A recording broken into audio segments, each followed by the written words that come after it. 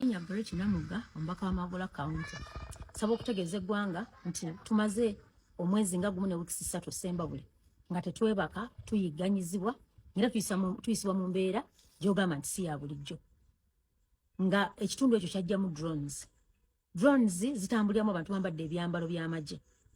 Drones ezo twekubidde enduulu ku poliisi mu byokwerinda abalala ewa RDC naye nga buli omu atutegeeza drones tazimanyi. Batula mu security meeting ne bakkanya nti drones zifulume Ssembabule. Poliisi lwe yagezaako okugoba drone Ssembabule katono exchange amasasi. Poliisi wagenda okulaba teyadda kubafulumya Ssembabule. Twagenze mu kalulu mwakalabye ndenga bali mu lutalo.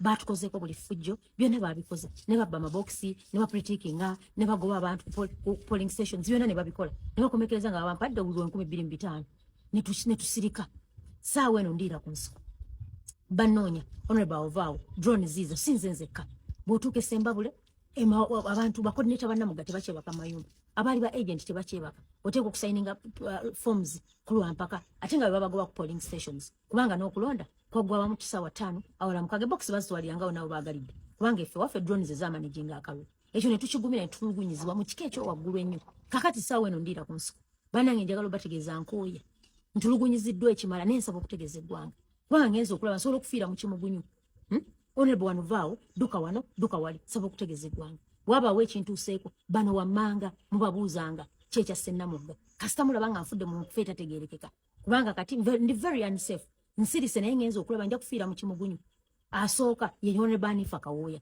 meeting zonna ezikola planning ebyefujjo zituula mu njuye bannaabo abamu abalimu ku nsa wenafunaga nti Honorable nkubuulye tetuganye n'ekino kiyitiridde omulala ye Dezi by'omuswalido kubawadde akalulu kewange abatuwambye omulala ye mukyala Kagayi Jane Francis Hanifa RDC wa Ssembabule ono ye yafuuka mukozi wa Hanifa asiiba wa Hanifa byonna pulaani zonna ezitulugunya Ssembabule bazipulaaningirawo omulala Faizo Seruwaji abo bana bwabako ekintu useeko abo mubabuuzanga nti kyeki Ssennamuga kasita muwuliranga nti sifiiridde mulago mu kaseera kano kendi ku nsiko kubanga bannoonya olunoonya lwesirabanga nenjagala okubategeeza lino eggwanga lyaffe teri muntu yasalako paati nti Hanifa bakuwa Ssembabule era nsaba okutegeeza omukulembeze w'eggwanga simanyi oba Ssembabule baagijja ku maapu ya Uganda nti eyo buli omu akola kyayagala Hanifa alowooza nti yakulira amagye yakulira buli kimu tagambwako buli fujja alikoze ku bannamagwala nsaba okubategeeza abawagizi bange bwe mulaba ekintu useeko ye ensonga mwenna munkubira amasimu Honorable oli luddawa temugenda kumanya wendi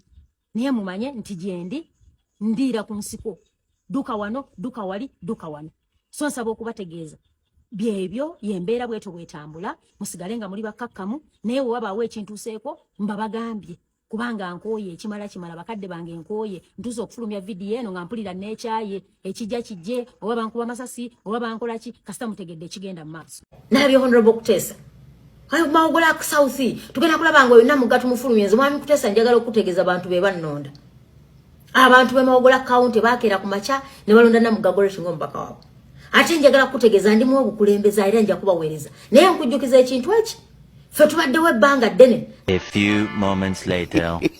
Namuga akalulu ke bakabbirisana sirkulensiyo nange eraba Namuga bakabbi wajje fa bitinda bazeddoni nga 15 mu constituency ye ekwata abaana bonna nga nyini baali bamutwala faaza yamukwese mbu mu kiro nebakwata obululu ne bamukiikinga wow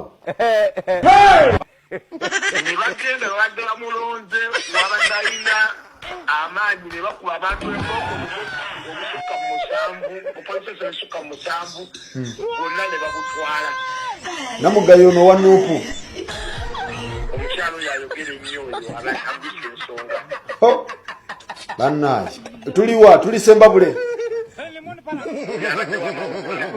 Mawogola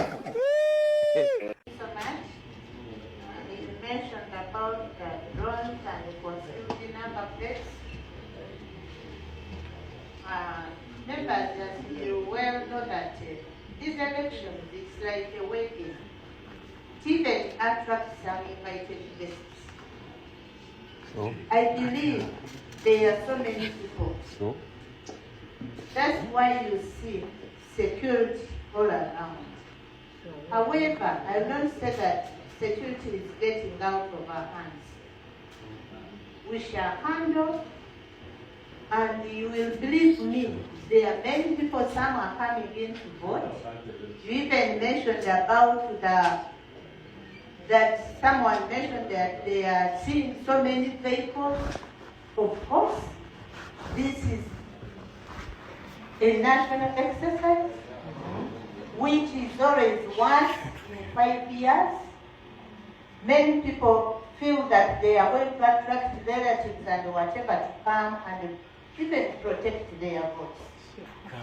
My humble appeal is, let's not incite violence. Every human being deserves the right to cast their votes. For us, we are ready. We are going to handle every situation. But as earlier mentioned, that's why I'm saying, Honorable Sechiku, for us as security, we cannot aid the covered number plates. But I have told you that it's like a wedding, it attracts very many people. So those covered number plates, for us, we are going to make a forum. Some of those vehicles will have to be confiscated. Others may be for security personnel, but we shall still identify them for you to get to know those vehicles. That's why we have even given you our phone numbers for all the commanders we are having. But still, spearhead peace, you candidates and your agents, as I earlier mentioned, be the leaders to spearhead peace within your areas of jurisdiction. Otherwise, I'm very sure we are going to have a very peaceful election. Because we cannot know which side is bringing this. All of you have been in the race. What do you want us to do? You know. No. We shall do all the necessary activity to ensure peace in this election. I thank you so much. Museveni teyebirabya tasonyiwa atakikola. Museveni the moment omukolako nebira statement yemu n'agifuna ng'asirika ng'anoonya.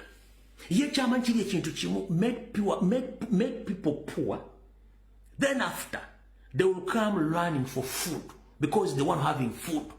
The moment you go to him, agenda kukola kyayagala kuba he doesn't forgive, he doesn't forget. Lutamaguzi wangu de buli kimwe kyetaaga okuniriza kisaazi balaze. Due to state power, bamubbiwo binamaanyi namugga. Kati yuko bayita Museveni akukozesa n'amana n'akusula nga tokyera mufuse public nuisance talina kyakwagaza. They are lacking that tebasse oyo gwe bayita Museveni. Era bwe ndaba omuntu wali asereza Museveni nekusenga yira bona agenda okufiira obwerere. One, kakunyumiza mu kano katwiko kwategeera bati nakategeera. Museveni akwagala nnyo ng'oli eri era bakwetegereza bulungi ng'omukalakata naga oyankalakata oyo ng'ankalakata nnyo. Nkoze ntyo mufuna. Nkiddamu obeere no mu opposition omukalakata ng'akwagala nnyo. Asooka n'akuteekako bambega ne bakubega bw'olema okubega n'akuteekako bambega baagala okutta bwe balema okutta n'asala wa negotiating naawe.